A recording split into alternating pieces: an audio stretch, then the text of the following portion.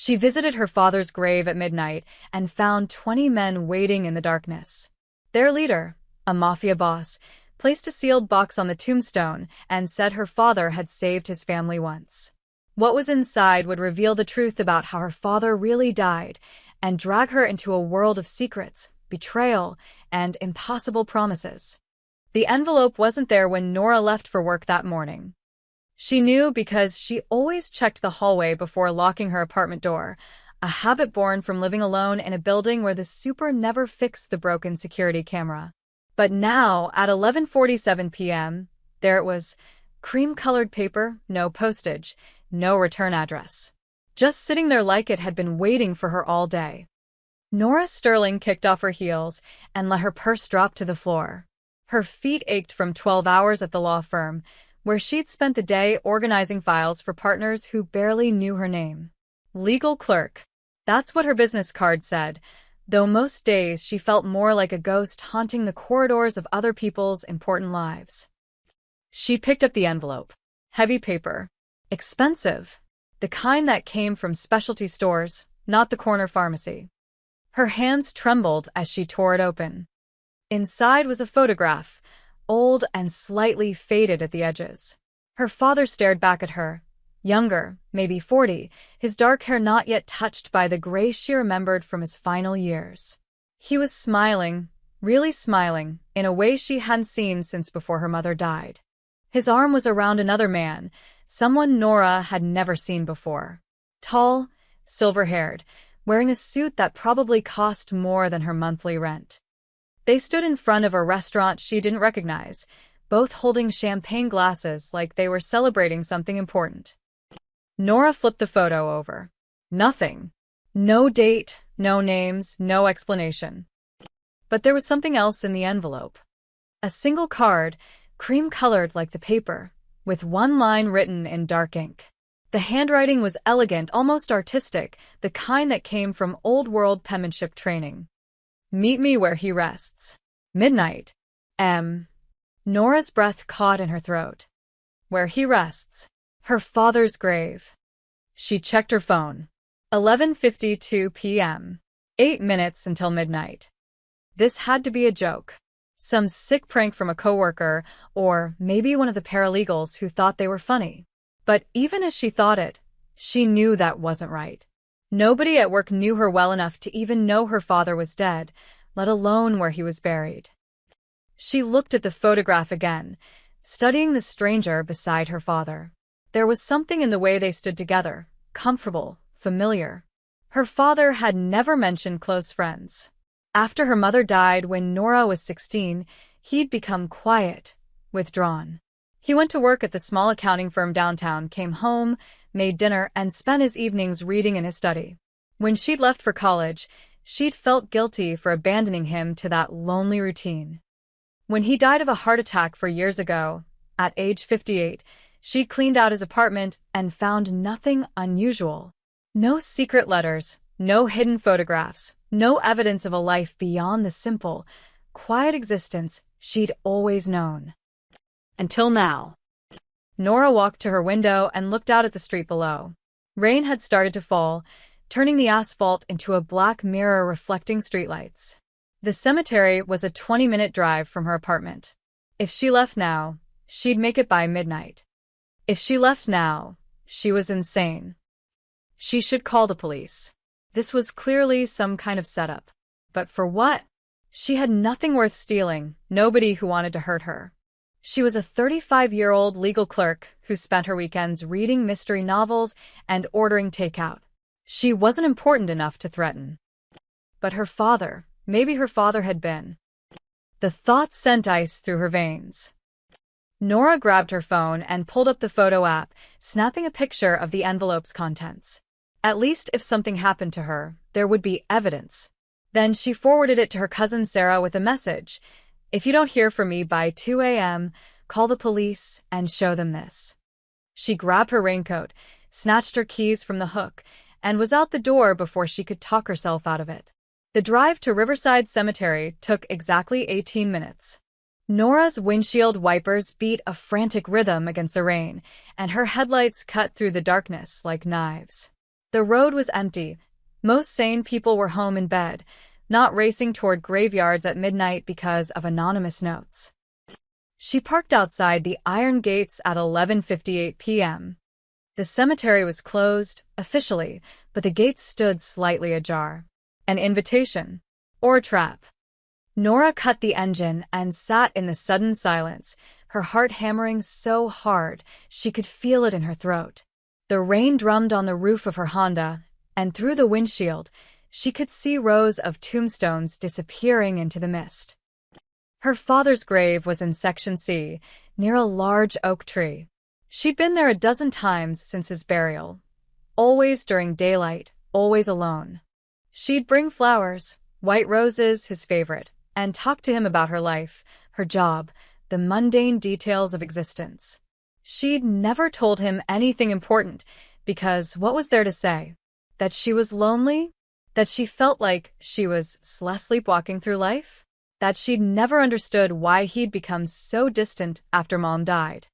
Now, sitting in her car with rain pounding around her, she wondered if maybe she'd never known him at all. Her phone read 11:59.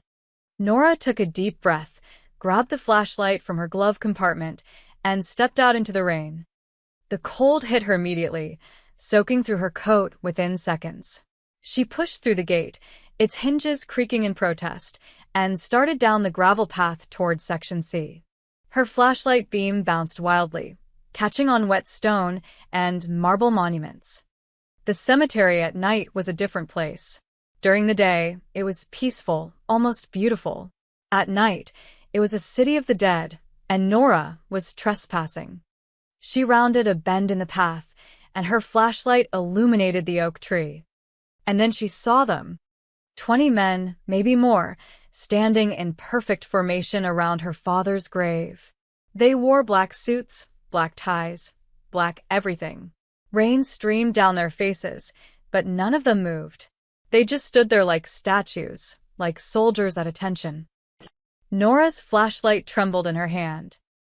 One man stood apart from the others, directly in front of her father's tombstone.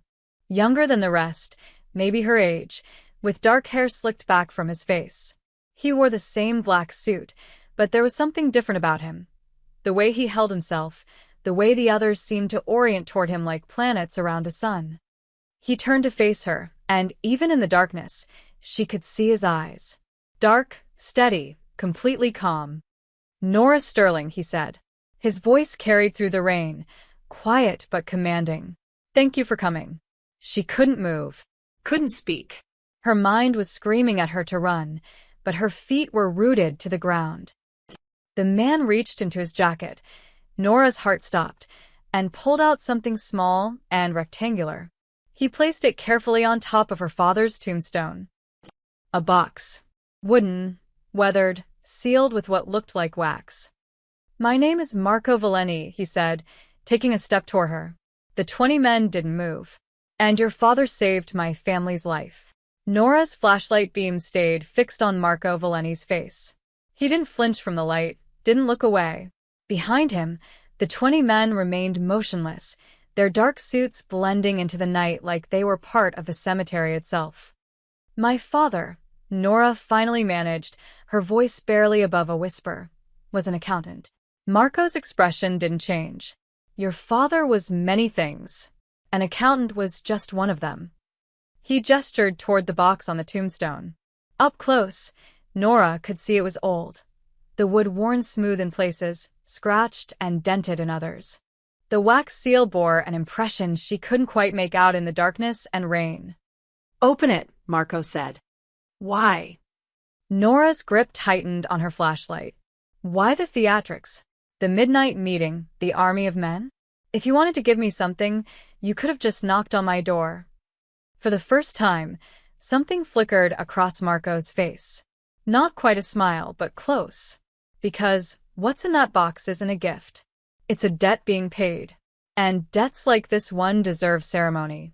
He moved closer, and Nora instinctively took a step back. He stopped immediately, raising his hand slightly, a gesture of peace. "I'm not here to hurt you," he said. "I made a promise to your father 15 years ago. I told him that when the time came, I would make sure his daughter knew the truth. That she would be protected. He paused, rain streaming down his face. The time has come. Nora looked past him at the tombstone. Robert James Sterling. Beloved father. 1967 to 2021. The dates were carved deep into the granite. For years he'd been in the ground. For years she'd been visiting this spot, talking to stone and grass, never knowing that somewhere out there, a man like Marco Valeni had been waiting. Protected from what? She asked. From the people who killed him. The words hit her like a physical blow. Nora staggered backward, her heel catching on a root. One of Marco's men moved forward instinctively, but Marco raised a hand, and the man froze. My father died of a heart attack, Nora said, but even as she spoke, she heard the uncertainty in her own voice. The coroner said what he was paid to say. Marco's voice was gentle now, almost sympathetic. Your father died because of me, because of what he knew, because of what he protected. Nora felt the world tilting beneath her feet. The rain, the darkness, the impossible scene before her. It all felt surreal, like she'd stepped into someone else's nightmare. I don't understand, she whispered. Marco reached for the box, carefully breaking the wax seal. The sound of it cracking echoed through the cemetery. He lifted the lid, and even from several feet away, Nora could see what was inside. Papers. Dozens of them, yellowed with age. Photographs. And something else, something that caught the beam of her flashlight and glinted red. A watch. The crystal was cracked, and the leather band was stained dark brown. Blood. That was blood. 15 years ago, Marco began, his voice steady despite the rain, your father was working as a legal consultant. Not an accountant. That came later, after he went into hiding. He was brilliant with contracts, with finding loopholes in systems that seemed airtight. He worked for various clients, some of them legitimate, some of them less so. Nora wanted to interrupt, to deny it, but something in Marco's eyes kept her silent. One of his clients was my mother, Isabella Valeni. She was trying to divorce my father, a violent man who controlled everything through fear and money. Your father helped her prepare papers that would have freed her, would have given her access to accounts my father had hidden. It would have destroyed him. Marco's jaw tightened, the first real emotion she'd seen from him. My father found out. He sent men to kill her. But your father, Robert, he was at her apartment that night, delivering the final documents. When the assassins came, he called the police, created a distraction, got my mother out through a back exit. He saved her life. One of the men behind Marco shifted slightly, and Nora realized with a start that he was older than the others. Silver-haired, his face weathered with age. He was staring at her with an intensity that made her skin crawl. That's Dominic, Marco said, noticing her gaze. He was one of the men sent to kill my mother. Your father convinced him to let her go. Offered him money, immunity, a new life. Dom chose merci. It's rare in our world. The old man, Dominic, gave a slight nod, his expression unreadable. The poison was meant for my mother, Marco continued, turning back to Nora. She was supposed to die slowly, quietly, in a way that looked natural. A heart attack, maybe. But your father had been watching her, protecting her from the shadows. When someone slipped the poison into her evening tea, he switched the cups. He drank it instead. Nora's knees buckled. She reached out blindly, her hand finding the cold, wet surface of a nearby tombstone for support. No, she breathed. No, that's not. Your father died saving my mother's life, Marco said quietly, just like he'd saved it 15 years before. And I promised him, as he lay dying, that I would keep you safe, that I would tell you the truth when the danger passed. He picked up the box, holding it out toward her. The danger hasn't passed, Nora. It's coming for both of us now. Nora couldn't take the box. Her hands wouldn't move. She stood there in the pouring rain, staring at the collection of papers and photographs and that blood-stained watch, while her entire understanding of her father crumbled around her. You're lying, she said, but the words came out weak, unconvincing even to her own ears. Marco set the box back on the tombstone and reached inside, pulling out one of the photographs. He held it up to her flashlight beam. It was her father again, but younger, maybe in his early 40s. He was sitting at a table across from a beautiful woman with dark hair and sharp eyes. Even in the faded photo, Nora could see the intelligence in her face, the strength in the way she held herself. Between them on the table were stacks of legal documents, and her father was pointing at something, explaining. "Isabella Valenti," Marco said. "My mother. This was taken 3 months before the first attempt on her life." He pulled out another photo.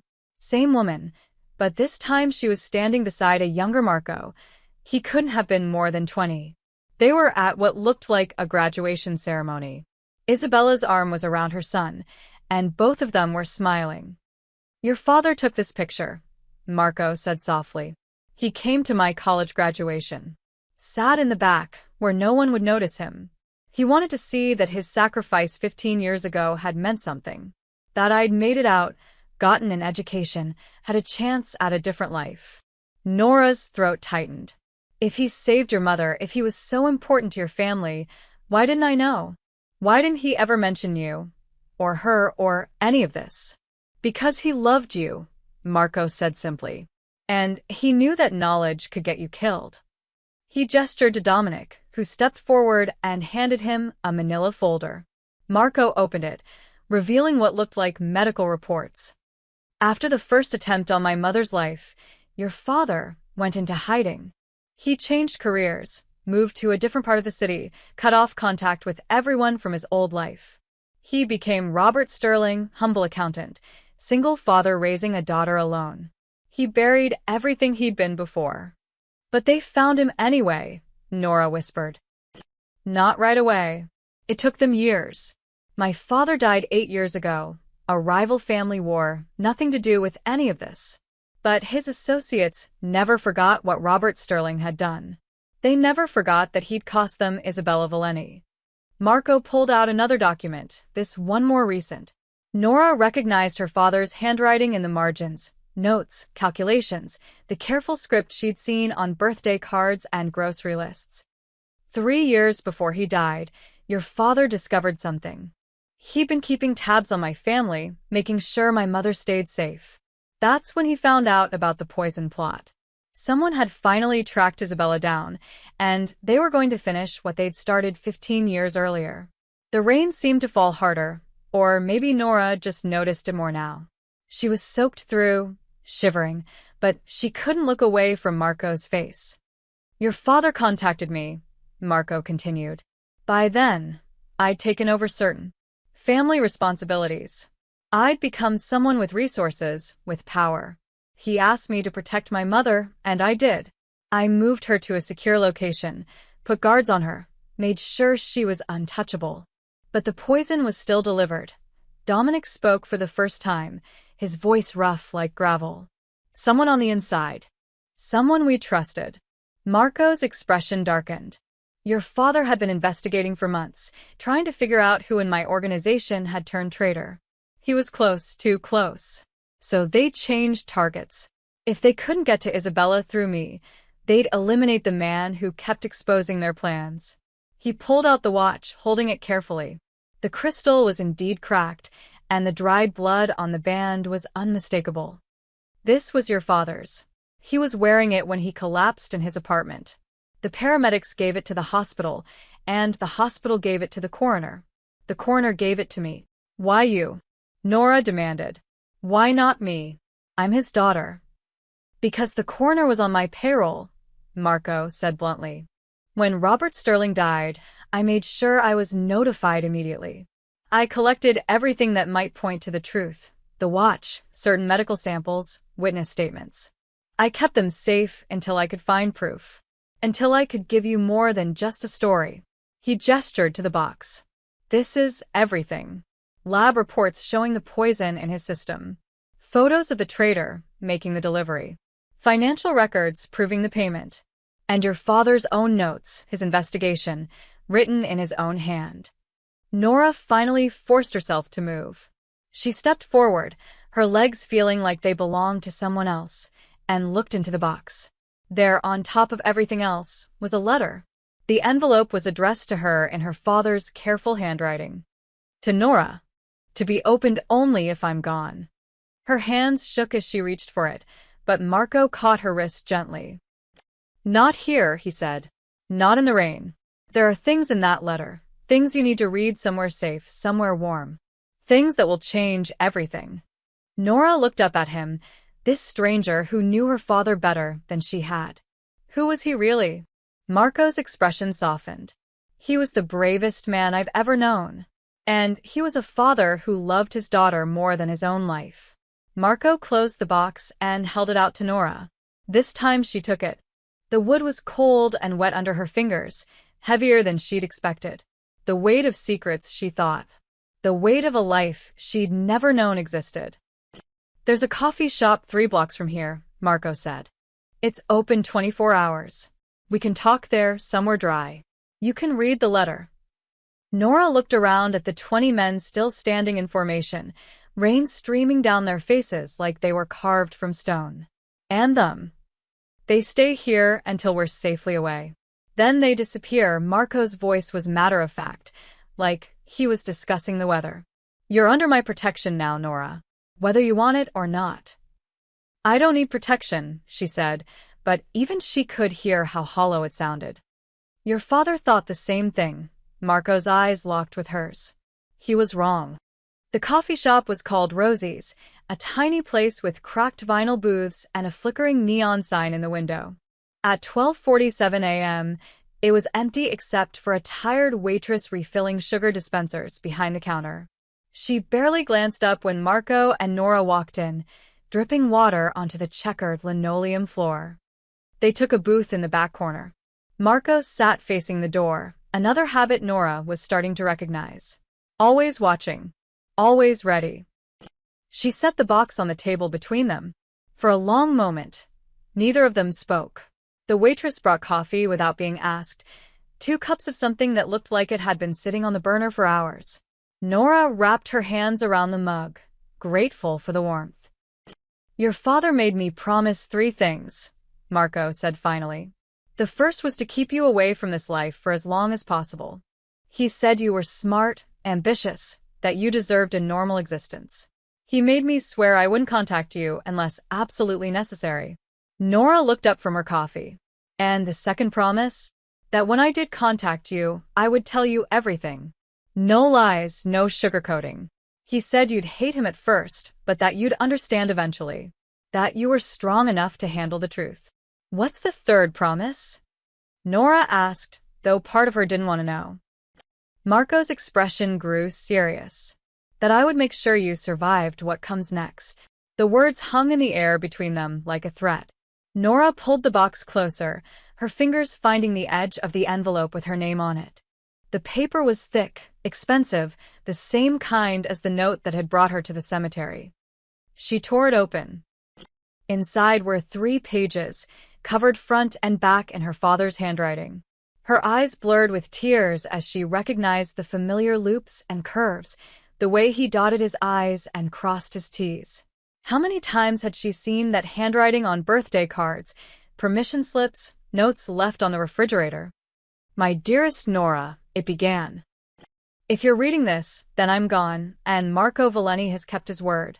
I need you to know that everything I did, every lie I told, every secret I kept, it was all to protect you.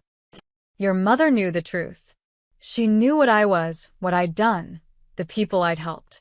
She loved me anyway. When she died, I thought about telling you everything, but you were only 16. You'd just lost your mother.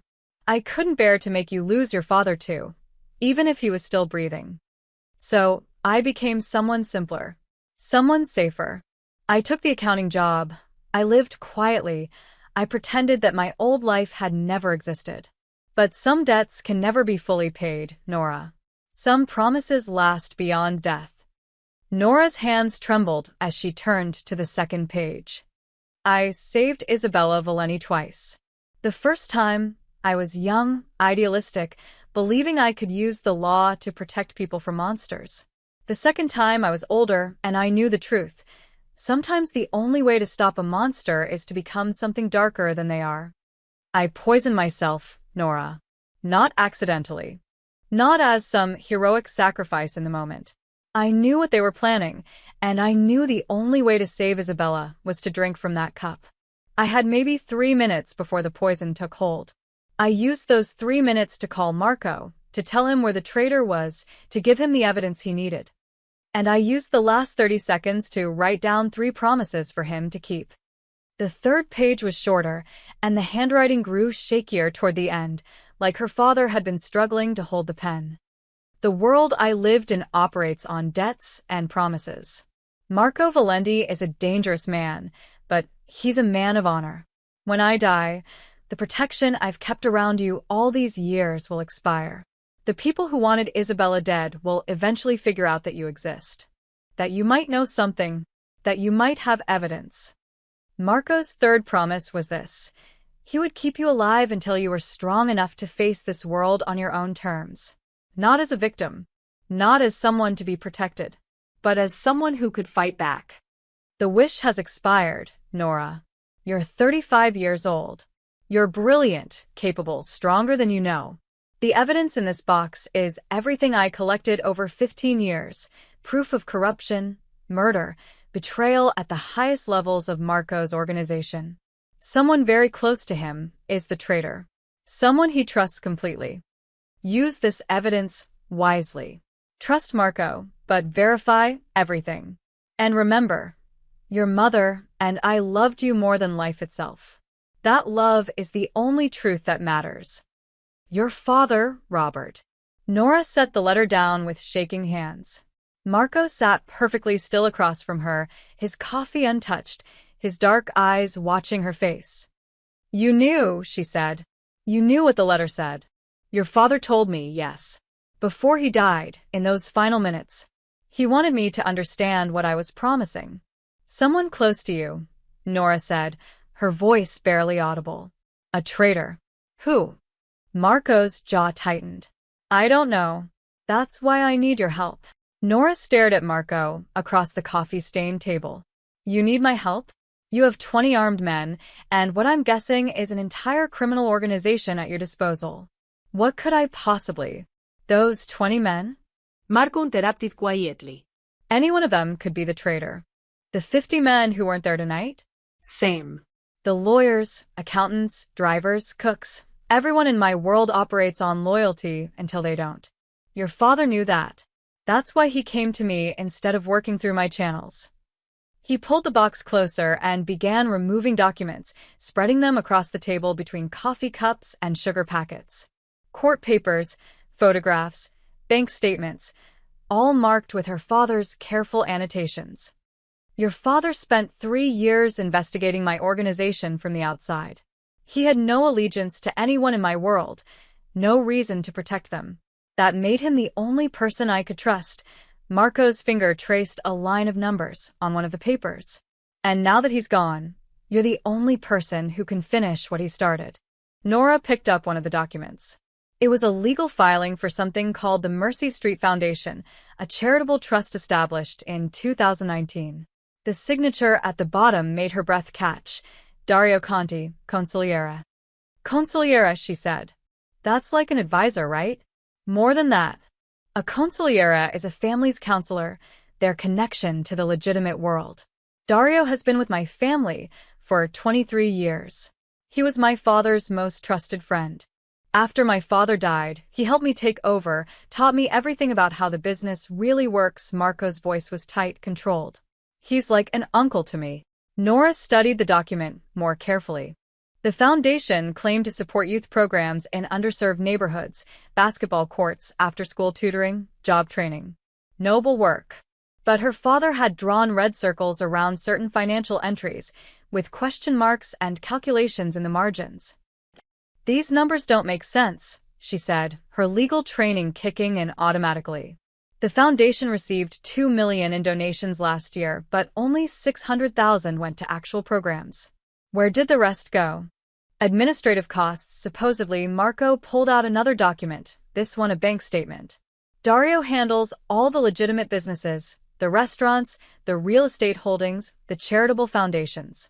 He's brilliant at moving money through legal channels, making everything look clean. Nora laid the documents side by side, her mind working through the implications. These transfers here, they're going to shell companies. Different names, different addresses, but look at the patterns. Same amounts, same intervals, always on the 15th of the month. She grabbed another paper from the box, this one covered almost entirely in her father's handwriting. It was a chart, a web of connections drawn between names and companies. At the center was Dario Cani's name, circled 3 times in red ink. Your father tracked these payments for 18 months, Marco said.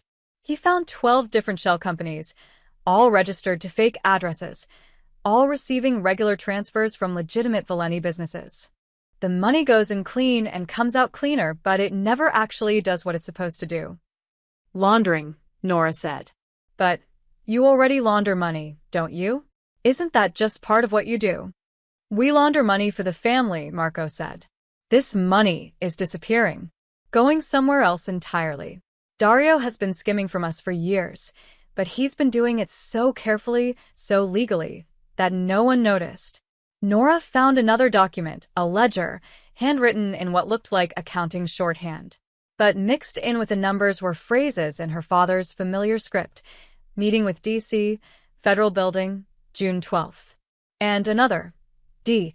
C-phone's call logged, unknown recipient, DC area code. DC, Nora said slowly. Washington, DC. Marco's expression darkened. Keep reading. She flipped through more pages, finding more of her father's notes. D.C. meeting with Assistant U.S. Attorney, possible immunity deal? And then, dated just 2 months before her father's death. Confirmed. Dario trading information for immunity. Valeni indictment coming within 6 months. Nora's hands went cold. She looked up at Marco. He's working with the federal government. Dario is giving them everything they need to destroy you. Not just me. Everyone. My entire organization. Everyone who depends on it. Everyone who's been loyal to my family for decades. Marco's voice was deadly calm, but Nora could see the rage burning behind his eyes. Dario has been building a case against us while pretending to be our protector. And he's been getting rich doing it. Immunity from prosecution, protection for his own crimes, and millions in skimmed money to set up his new life. Nora pulled out more documents, spreading them across the table until there was barely room for the coffee cups. Transfer records, legal filings, meeting notes. Her father had documented everything. And woven through it all was Dario Cani's name, appearing again and again like a ghost haunting every page. This is insane, she whispered. Why didn't your father just show you this before he died? Why wait? Because he wasn't sure, Marco said. Look at the dates. Your father was poisoned before he could confirm the last piece, who Dario's contact in the U.S. Attorney's office was. Without that, it's just speculation. Dario could claim the money was going to legitimate investments, that the meetings were routine legal business. Nora found the last page in the stack, another note in her father's handwriting. This one was dated the day he died. Final meeting with source, Federal Building, 3 p.m. We'll have name of U.S. Attorney running investigation. We'll have timeline for indictments. We'll confirm Dario's immunity deal. Then we can move. Below that, in shakier handwriting, poisoned. 20 minutes, maybe less. Marco, the evidence is in the box. The source's name is. The sentence ended there, unfinished. Her father had run out of time. Nora traced her finger over the incomplete sentence, imagining her father's final moments, knowing he was dying, racing against the poison in his bloodstream to write down one last crucial piece of information. Failing. He almost had it, she said softly. He was so close. Marco gathered the documents back into the box with careful, deliberate movements. Your father was a meticulous investigator. If he was meeting a source at the Federal Building, there would be records, security logs, visitor registrations. But I can't access those. My people can't walk into a federal building and start asking questions. But I can, Nora said, understanding dawning. I'm a legal clerk. I work with court documents every day. I know how to navigate federal systems. Your father understood legal structures, the frameworks that hold organizations together, Marco said. He could look at a foundation's tax returns and see the crime hidden in legitimate expenses. He could trace money through corporate veils that looked impenetrable. His eyes met hers. I only understand power. Force. Leverage. Your father gave me evidence, but I don't know what half of it means. Nora pulled the box back toward her, looking at the papers with new eyes. This wasn't just evidence of Dario's betrayal. It was a puzzle her father had been building for years. Each document was a piece, carefully collected and annotated. He'd been teaching her, even in death, showing her how to see the patterns. If I help you, she said slowly, what happens to Dario? Marco's expression didn't change. What do you think happens? That's not an answer. In my world, betrayal has one remedy. It's not pretty, and it's not legal, but it's absolute. Marco leaned forward, his voice dropping. But your father's last words to me weren't about revenge. He said, truth isn't vengeance. It's the only way out. I didn't understand what he meant then. Maybe you can help me understand now. Nora thought about her father, the quiet accountant who'd made her breakfast every morning, who'd helped her with homework, who'd attended every parent-teacher conference alone after her mother died. And then she thought about the other man, the one in these photographs, the one who'd saved a woman's life, who'd poisoned himself to protect someone else's mother. Which one was real? Or were they both real, somehow? If we expose Dario through the system, she said carefully, if we prove what he's done using his own evidence, then his immunity deal falls apart. You can't get immunity for crimes you're still committing. If he's been laundering money and selling information while claiming to cooperate with federal prosecutors, that's fraud, obstruction, conspiracy. And he goes to prison instead of dying in an alley, Marco said. Is that enough for you? Marco was quiet for a long moment, his fingers drumming on the table. My father would have killed him without hesitation. My grandfather would have killed his entire family as a warning to others. But your father asked me to be different. To find another way, he looked at her. I don't know if I can be that person, but I can try. Nora made her decision. She reached across the table and opened the box again, pulling out the documents one by one. Then we need to organize this. Create a timeline. Figure out what my father knew, and what we still need to find. Marco raised an eyebrow. My father died for this, Nora said, her voice hardening. Someone murdered him and made it look natural. Made me believe for 4 years that he just left me, that his heart gave out because he was stressed or tired or lonely. I buried him thinking I'd never told him enough that I loved him, never spent enough time with him, her hands clenched into fists. So yes, I'm going to finish what he started. Marco studied her face for a moment, then nodded. Okay, but there are rules. You don't go anywhere alone. You don't talk to anyone about this without clearing it with me first. And if I say we stop, if I say it's too dangerous, you listen. I'm not one of your soldiers, Nora said. No. You're the daughter of the man I owe everything to. Which means keeping you alive is the only promise that matters. Marco pulled out his phone. I'm putting 2 of my people on you starting tomorrow. They'll keep their distance, but they'll be watching.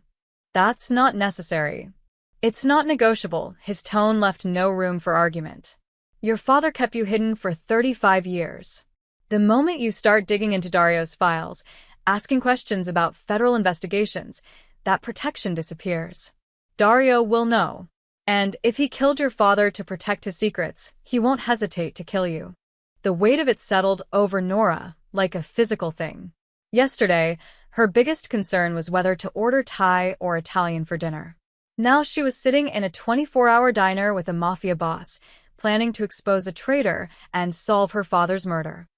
There's something else, Marco said, pulling out one more document from the bottom of the box. Your father embedded messages in these ledgers. See these numbers here? They're dates and times. Meeting schedules. He was documenting every interaction Dario had with his federal contact. Nora looked at the columns of figures. At first they seemed random, but then she saw it, patterns in the chaos, just like her father had taught her to find patterns in legal documents. He created a code, she whispered, using accounting principles to hide information in plain sight. Can you crack it? Nora smiled, a fierce expression her father would have recognized.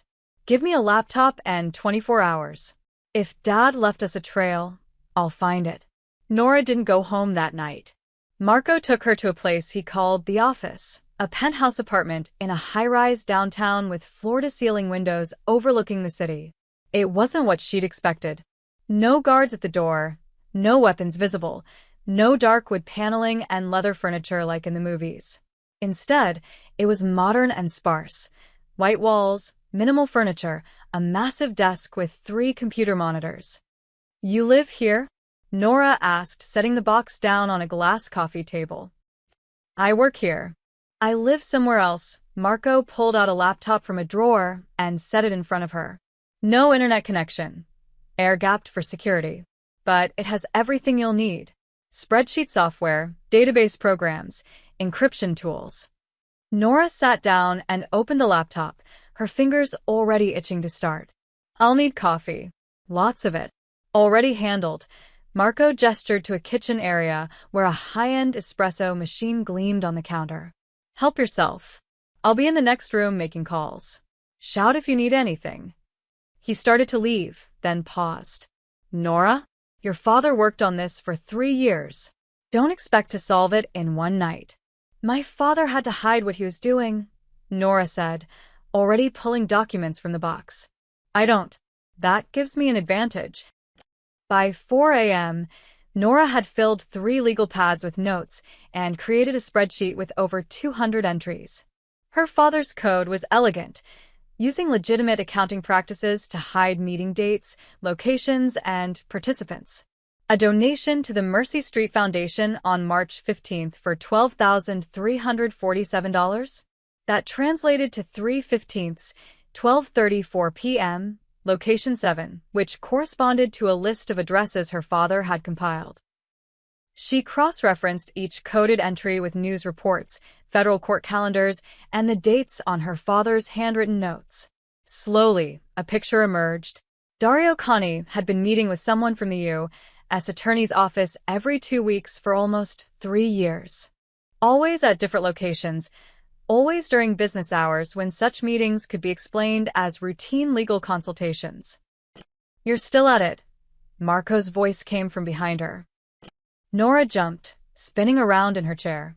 Marco stood in the doorway, now wearing dark jeans and a white t-shirt instead of his suit.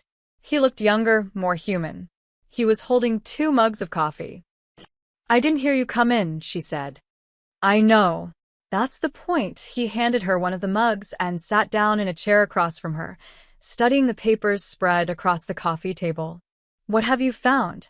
43 meetings between Dario and his federal contact. They started small lunch meetings, coffee shops. But over time, they got longer, more frequent. And look at this, she pulled up a specific entry. 6 months ago, the meetings moved to the federal building itself. That means whatever Dario was offering, they were taking it seriously enough to bring him inside. Marco's jaw tightened. 6 months ago, 3 of my operations got raided. We lost 2 warehouses and almost a dozen men got arrested. Dario told me we had a leak somewhere in the lower ranks. We spent months investigating our own people while he was the leak, Nora finished. And he got to look like the hero, helping you hunt for a traitor that didn't exist. Marco stood and walked to the windows, looking out at the city, beginning to wake up. The sky was turning from black to deep blue, the first hint of dawn touching the horizon. I've known Dario since I was 12 years old, he said quietly. When my father died, Dario could have taken over. He had the connections, the respect, the knowledge. Instead, he stepped aside and supported me. Taught me everything. Told me I had the blood, the name, the right to lead. He laughed, but there was no humor in it. I trusted him more than anyone. Nora saved her work and closed the laptop. Can I ask you something? Go ahead. Why do you do this? Run a criminal organization? I mean, you're obviously intelligent. You could be anything, do anything.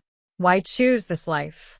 Marco turned to face her, and in the dim light, she could see the exhaustion in his eyes. Not from lack of sleep, but something deeper. Soul-tired. I didn't choose it. I inherited it. Like you inherited your father's eyes, his handwriting, his way of seeing patterns in chaos. He moved back to his chair, sitting down heavily. My father built an empire on fear and violence. When he died, hundreds of people depended on that empire for their livelihoods. Families who needed protection. Businesses that needed services. I could have walked away, but what would have happened to them? Someone else would have taken over, Nora said. Someone worse. Someone like my father. Marco leaned forward, his elbows on his knees. I've spent 8 years trying to transform what he built. Moving money from illegal operations into legitimate businesses. Protecting people instead of exploiting them. It's slow, and it's messy, and half my organization thinks I'm weak because I don't solve every problem with a bullet. Is that why Dario betrayed you? Nora asked. Because he disagreed with the changes? Maybe. Or maybe he just saw an opportunity and took it. Marco rubbed his face. Your father asked me once why I didn't just walk away if I wanted out. I told him I couldn't leave clean. He said, then wash the blood before you go. I think about that a lot. Nora looked at him, really looked at him. Not the mafia boss who'd stood in a cemetery with 20 men, but the person underneath. Someone trying to escape his father's shadow, just like she'd been trying to understand hers. My father was a good man, she said softly, but he lived in shadows. Kept secrets. Died protecting people I didn't even know existed. Sometimes I'm angry at him for that. For not trusting me with the truth. He trusted you with everything that mattered, Marco said. He gave you a normal life. A chance to be someone other than the daughter of a man who saved gangsters and poisoned himself for honor. That was his gift to you. And now I'm sitting here, decoding secret messages with a crime boss. Nora smiled despite herself. Some gift. Marco smiled back, the first genuine expression she'd seen from him. Your father would be proud. And furious. Probably both. By noon the next day, Nora had cracked the entire code. She sat back from the laptop, her eyes burning, her third cup of coffee gone cold beside her. Marco stood behind her, reading over her shoulder at the spreadsheet that laid out 3 years of systematic betrayal. There, Nora said, pointing to a column of data. This is the smoking gun. 3 weeks before each major raid on your operations, Dario moved money out of those specific businesses into his shell companies. He wasn't just selling information. He was looting your organization before the feds could seize the assets. Marco's hand gripped the back of her chair, his knuckles white. How much? $12 million over 3 years. Maybe more. These are just the transfers I can trace. Nora pulled up another document. And look at this. My father found the immunity agreement. Dario's contact in the U.S. Attorney's Office is someone named Patricia Chun, Assistant U.S. Attorney specializing in organized crime. She's been running an investigation called Operation Crossroads for the past 4 years. I've never heard of it, Marco said. That's because it's sealed. Grand jury investigation, everything classified. But my father found meeting notes, case numbers, even draft indictments. Nora's voice was tight with anger. Dario was supposed to testify against you and 17 other members of your organization. In exchange, he gets full immunity, witness protection, and he keeps all the money he skimmed. He was going to destroy you and retire rich. Marco walked away from the desk, his hands clenched into fists. For a moment, Nora thought he might put one through the wall. Instead, he stood perfectly still, breathing slowly, deliberately. When he finally spoke, his voice was ice-cold. I need to call a meeting. Bring him in. No, Nora said sharply. Marco turned to look at her. Excuse me?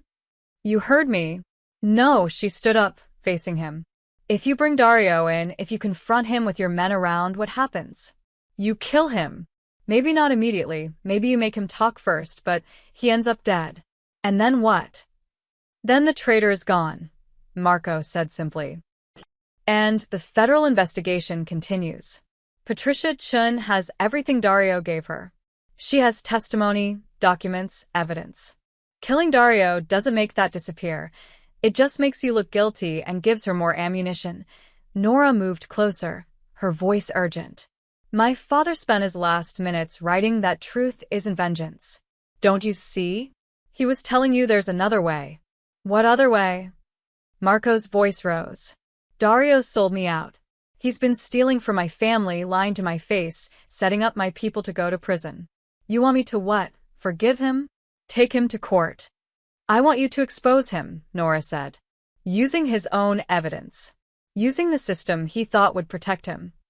Marco stared at her like she'd suggested flying to the moon. You want to go to the federal prosecutors? Tell them what, exactly? That I'm a crime boss who discovered my consigliera is a double agent? They'll arrest both of us. Not if we do it right. Nora's mind was already racing, pieces falling into place. Dario's immunity agreement has conditions. He has to provide truthful testimony. He has to fully cooperate. If we can prove he's been lying, committing new crimes while under immunity, the whole deal collapses. How do we prove that? We get him to confess.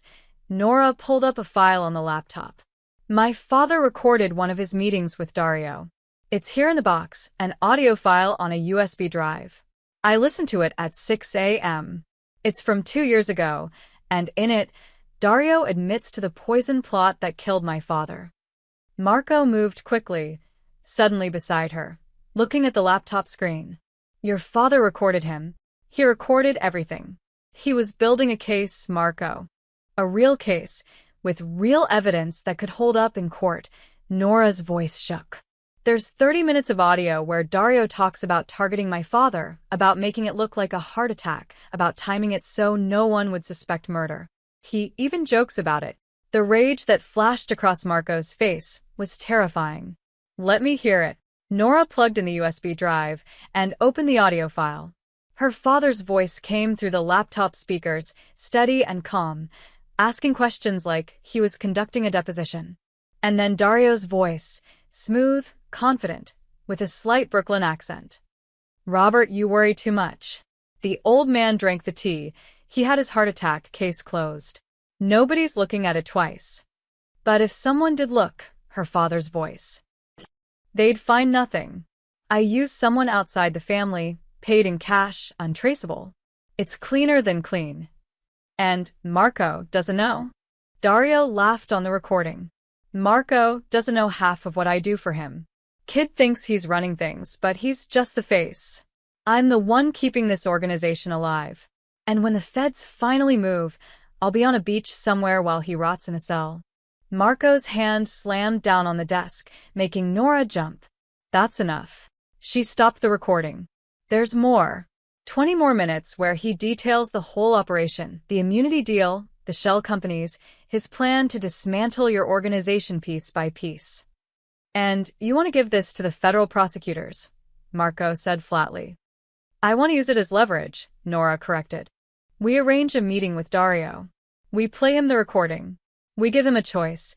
Go to Patricia Chun and confess everything, admit he's been playing both sides, or we release the recording publicly and destroy him. He'll run, Marco said. Maybe. But where? His immunity deal evaporates the moment this recording surfaces. The feds will want him for obstruction. You'll want him for betrayal. He'll have nowhere to go. Nora met his eyes. This is what my father wanted. Truth, not vengeance. 3 days later, Nora stood in an abandoned warehouse on the waterfront, her heart hammering so hard she could feel it in her throat. The building had been a shipping facility once.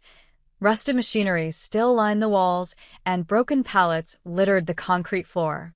Marco had chosen it carefully, isolated, easy to secure, with only one way in and one way out. He'll be here in 10 minutes, Marco said, checking his phone. He wore his black suit again, back in his role as the boss. But Nora had seen the man underneath now, and she couldn't unsee it. And your men? She asked. Outside. Close enough to respond if things go wrong. Far enough away that Dario won't feel ambushed. Marco looked at her. You don't have to be here for this. You can wait in the car. He helped kill my father, Nora said quietly. I'm staying. They'd spent the past 3 days preparing. Nora had compiled every piece of evidence into a single folder: financial records, meeting logs, the immunity agreement her father had obtained through his mysterious source, and the recordings. Especially the recordings. Marco had arranged the meeting through carefully worded messages, telling Dario they needed to discuss security concerns regarding a new federal investigation. Dario had no idea what was coming. Headlights swept across the warehouse windows. A black sedan pulled up outside, and through the grimy glass, Nora saw a man emerge. Tall, silver-haired, wearing an expensive suit. Dario Connie moved with the confidence of someone who'd never been challenged, never been caught. The warehouse door creaked open, and he stepped inside. Marco, Dario said warmly, his voice echoing in the empty space. What's with the dramatics? We could meet at the office? Then he saw Nora, and something flickered across his face. Confusion, maybe curiosity. Who's this? Nora Sterling, Marco said. Robert Sterling's daughter. The change in Dario was subtle but unmistakable. His smile faltered for just a fraction of a second. His eyes narrowed slightly. Robert Sterling. That name sounds familiar. It should, Nora said, finding her voice. You had him killed. Dario laughed, but it sounded forced. I don't know what you're talking about. Marco, what is this? Instead of answering, Marco pressed play on a small speaker he'd set up on a metal table. The warehouse filled with the sound of her father's voice, calm and measured, asking questions. And then Dario's voice, younger but unmistakable. Robert, you worry too much.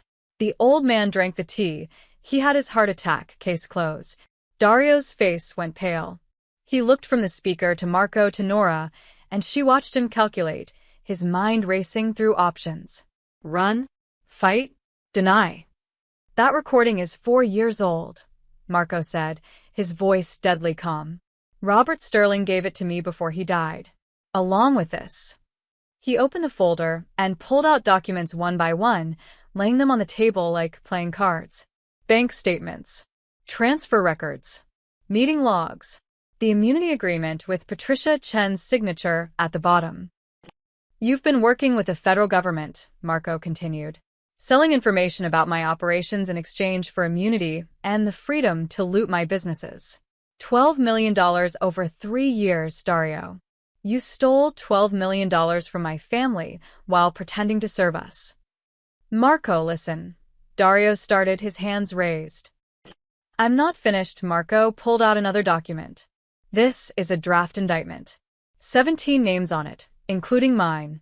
You were going to testify against all of us. Your testimony was supposed to destroy my entire organization. Dario's composure cracked. You don't understand. The feds had me cornered. They had evidence. They had evidence you gave them, Nora shouted, stepping forward. You created the case against Marco while stealing from him. And when my father figured it out when he got too close, you killed him. I didn't. Dario stopped, seeing the trap he'd almost walked into. Marco picked up the speaker and turned up the volume. Dario's recorded voice filled the warehouse again. I used someone outside the family, paid in cash, untraceable. It's cleaner than clean. You're finished, Dario, Marco said. The question is how you finish. I could kill you right now. My men are outside. Your body would never be found. That's what my father would have done. It's what everyone expects me to do. Dario's hand moved toward his jacket, and instantly 3 red lasers appeared on his chest. Nora gasped. She hadn't even realized Marco's men had gotten into position. Don't, Marco said softly. Just don't. Dario froze, then slowly moved his hand away from his jacket. So, this is it? You brought me here to execute me? No, Nora said, and both men looked at her. We brought you here to give you a choice. She pulled out one more document, something she'd drafted herself over the past 3 days. working through the legal implications with a precision her father would have appreciated. "This is a confession," she said. "Everything you've done, the immunity deal, the theft, the obstruction of justice, my father's murder. You sign this, and we take it to Patricia Chun. You tell her you've been lying, that you've been committing crimes while under immunity. Your deal falls apart, but you also give evidence against the person who actually poisoned my father." "I already told you, I used someone outside." "You gave the order," Nora interrupted. "But someone carried it out. Someone delivered the poison. We want that name." Dario looked at the confession, then at Marco. "And if I do this, I go to prison for the rest of my life." "Yes," Marco said. "But you go to prison alive. Your family stays safe. And somewhere, in some small way, you pay your debt to Robert Sterling." Dario Connie stared at the confession for a long time. In the dim warehouse light, Nora could see sweat beading on his forehead despite the cold air seeping through broken windows. His hand trembled as he reached for the paper. "You want the name of the person who delivered the poison?" Dario's voice was hoarse. "It was Vincent Marcuso, low-level enforcer from the Castellano family. I paid him $20,000 cash to slip the poison into Robert's tea at a coffee shop. Robert had a routine, same place, same time every Tuesday. It was easy." Nora felt her stomach turn. Her father's Tuesday afternoon coffee. She'd teased him about it, how he was so predictable. That predictability had killed him. "Vincent's still around?" Marco asked. "Last I heard, he moved to Florida. Pensacola, maybe. He doesn't know who hired him. I used an intermediary." Dario picked up the pen beside the confession. "You really think this will work? That will just tear up my immunity deal?" "Your immunity deal required truthful cooperation," Nora said. "You committed new crimes while under federal protection. You lied about your involvement in ongoing criminal activities. Legally, the agreement is void. Patricia Chin will have no choice but to prosecute you." "She'll offer me a new deal," Dario said. "Testify against Marco, and maybe I get reduced charges." "Maybe," Marco said. "But you won't take it." Dario laughed bitterly. "Why wouldn't I?" "Because if you do, every criminal organization in the country will know you betrayed not one but two deals. You'll spend the rest of your life in witness protection, looking over your shoulder, waiting for someone to find you." Marco's voice was cold. "At least in prison you have a chance. Keep your mouth shut about me, serve your time, and maybe you live long enough to see daylight again." "That's not a guarantee," Dario said. "No," Marco agreed. "It's not. But it's more than you gave Robert Sterling." Dario's hand hovered over the paper. "I didn't want to kill him. You have to understand. Robert was a good man. But he knew too much. He was going to expose me, and I'd worked too hard, too long, to let some accountant destroy everything." "He wasn't just an accountant," Nora said, her voice shaking with rage. "He was my father. And you took him from me because he was decent. Because he tried to do the right thing." "The right thing," Dario repeated. "In this world, the right thing gets you killed. Your father knew that. He should have walked away." "He tried," Nora said. "He spent 15 years walking away. But you couldn't let him, could you? Even in hiding, even living a quiet life, he was still a threat to you." Dario signed the confession with a scrawl, threw the pen down on the table. "There. Happy?" "I've just signed away my life." Marco picked up the document, checking the signature. "You signed away your life the moment you betrayed this family. This just makes it official." "What happens now?" Dario asked. "Now I make a call," Nora said, pulling out her phone. "Patricia Chun has been looking for evidence of corruption in organized crime for years.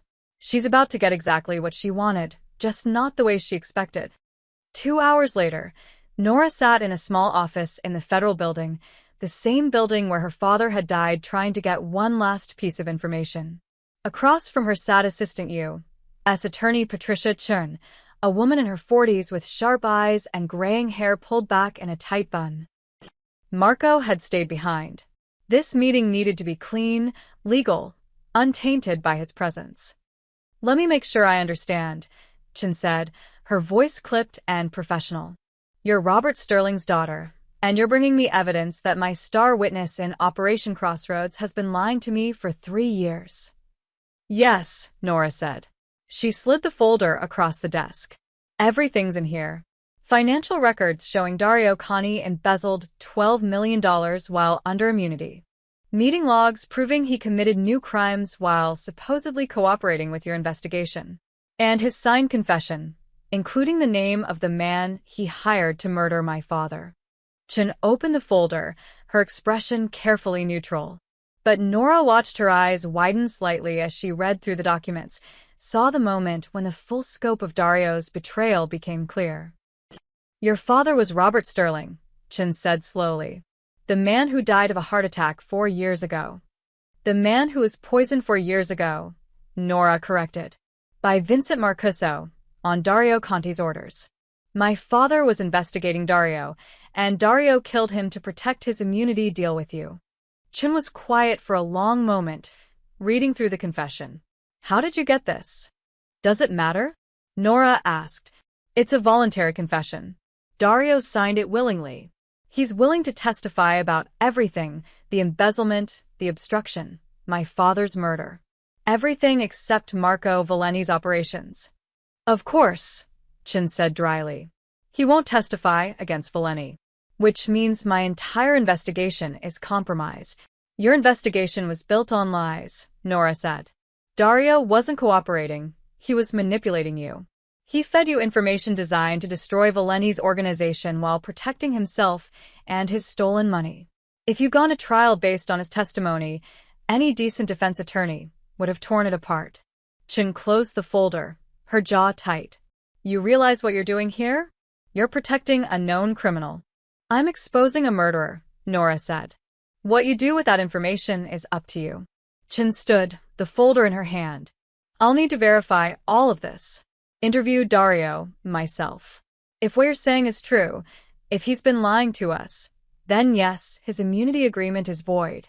He'll be charged with everything: conspiracy, murder, embezzlement, obstruction. And Marco Valenti? Nora asked. Chen's expression hardened. One case at a time, Ms. Sterling.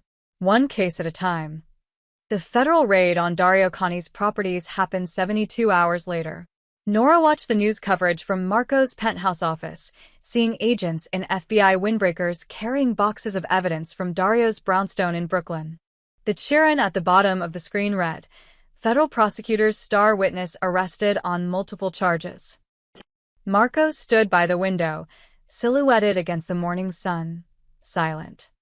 Patricia Chin moved fast, Nora said, setting down her coffee cup.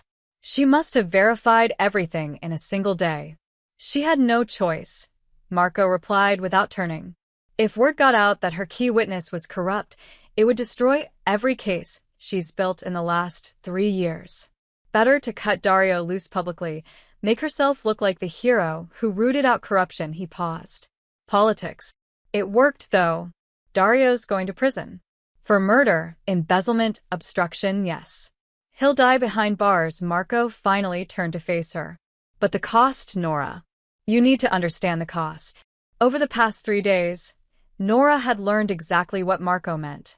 The moment Dario's arrest became public, the underworld had turned on Marco. His allies questioned his judgment. How had he not known his own consigliera was a federal informant? How had he let it happen? Whispers of weakness, of incompetence, spread through the organization like wildfire.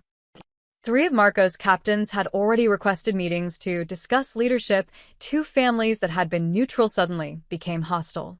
And yesterday, Marco had told her that someone had taken a shot at one of his restaurants. A warning, a message that his protection was no longer absolute. You're losing control, Nora said quietly. I'm losing the empire my father built, Marco corrected. Which is different. That empire was built on fear and violence.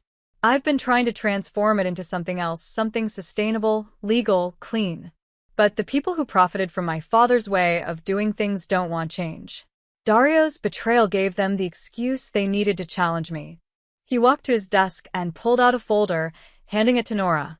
Inside were legal documents, incorporation papers, transfer agreements, charitable foundation filings. "What is this?" she asked. "The beginning of the end," Marco said. "Or the beginning of something new, depending on how you look at it. I'm dismantling the organization, converting the legitimate businesses into actual legitimate businesses. The restaurants, the construction companies, the real estate holdings, they're all being restructured with proper oversight, proper accounting, proper everything." Nora flipped through the documents, recognizing the careful legal work. "This is brilliant. You're essentially laundering the businesses in reverse, taking criminal enterprises and making them clean. Your father suggested it years ago. He said the only way out was to build something real, something that could survive without the criminal foundation." Marco smiled sadly. "I thought I had more time. But Dario's arrest accelerated everything. The old guard wants me gone, and the new generation doesn't trust me. So I'm giving them what they want. I'm stepping back." "You're walking away," Nora said, understanding dawning. "I'm washing the blood before I go," Marco said. "Like your father told me to." A week later, Nora stood in front of her father's grave once again. It was early morning, the cemetery quiet except for birdsong and the distant sound of traffic. No rain this time. No men in black suits. Just her and Marco, and the truth that had been buried here. Marco carried the weathered wooden box, the same one he'd placed on the tombstone that first midnight. He set it down gently, and Nora noticed that it was empty now. All the evidence had been given to the authorities, used to build the case against Dario Cani. "He saved my blood," Marco said, echoing words from that first night. "You gave it meaning." Nora knelt beside the grave, tracing her fingers over her father's name carved in granite. "I was so angry at him," she said. "For years after he died, I was angry. He was distant, secretive. I thought he didn't trust me, didn't love me enough to let me in." "He loved you enough to keep you out," Marco said. "There's a difference. I understand that now." Nora pulled out a photograph from her pocket, one of the pictures from the box, showing her father and Isabella Valeni working together at that table, surrounded by legal documents. "He was brave. Braver than I ever knew." "He was terrified," Marco said. "Every day, he was terrified that something would happen to you, that his past would catch up and destroy the life he'd built for you. But he never let that fear stop him from doing what was right." Nora stood looking at Marco. In the morning light, he looked different. Younger, less burdened. The past week had changed him. Letting go of his father's empire had lifted something from his shoulders. "What will you do now?" she asked. "I have a degree in business administration I never used. Maybe I'll actually use it," he smiled. "What about you?" "I'm thinking about going back to school. Law school. Finishing what my father started. Using the system to protect people instead of just pushing papers." He'd like that.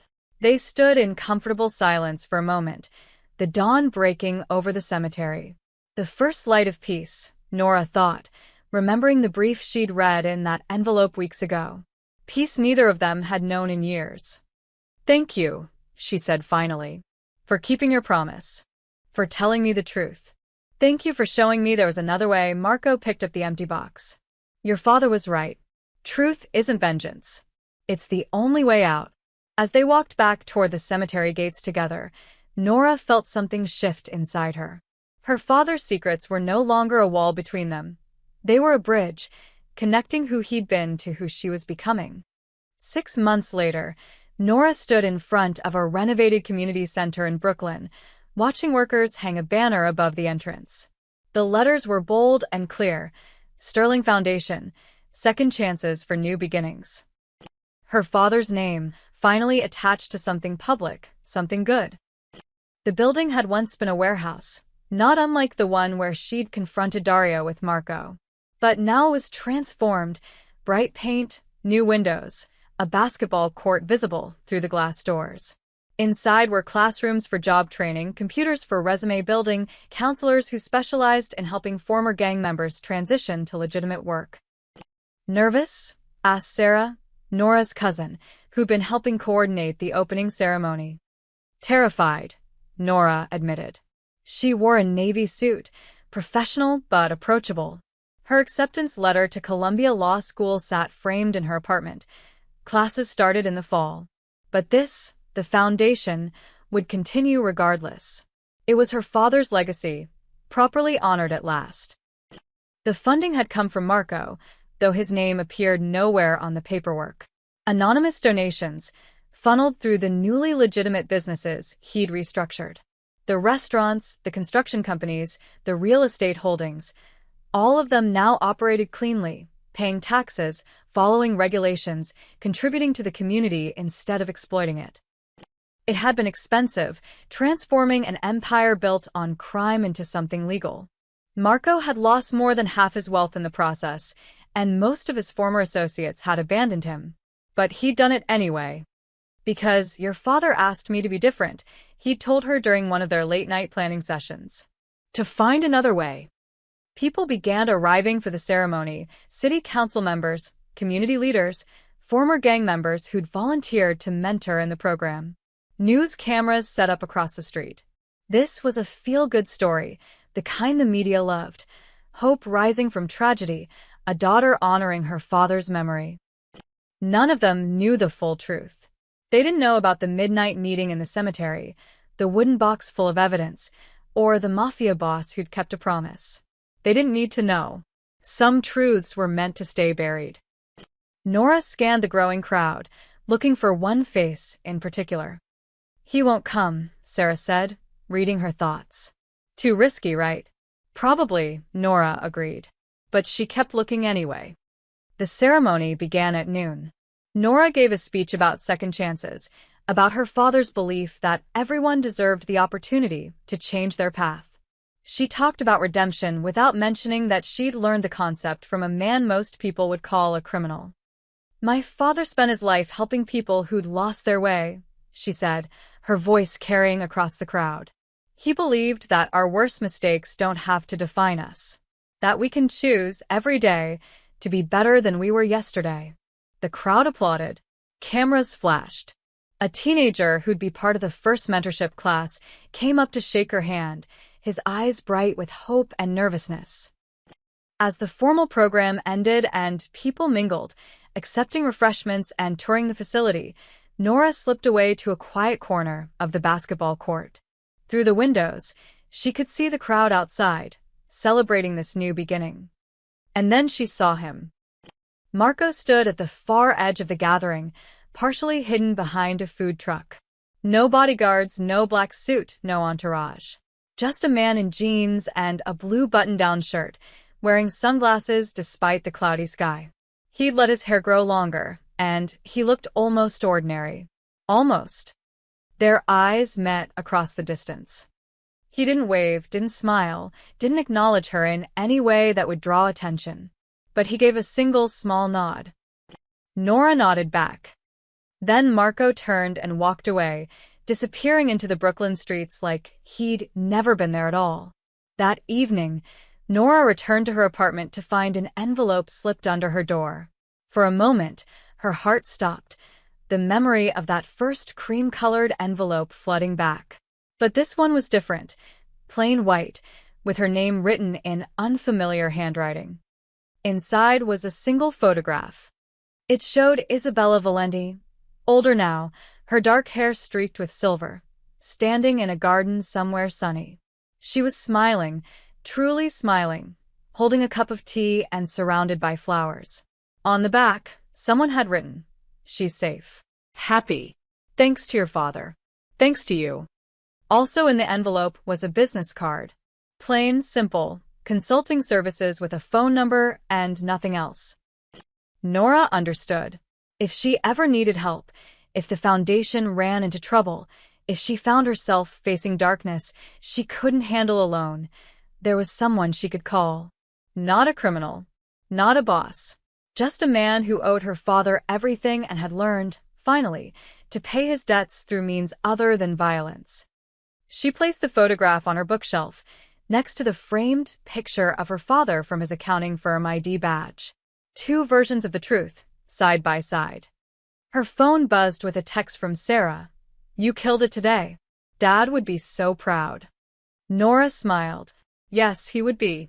Not because she'd exposed a murderer or dismantled a criminal conspiracy, but because she'd taken something broken, his secret life, his hidden sacrifices, and transformed it into something that helped people.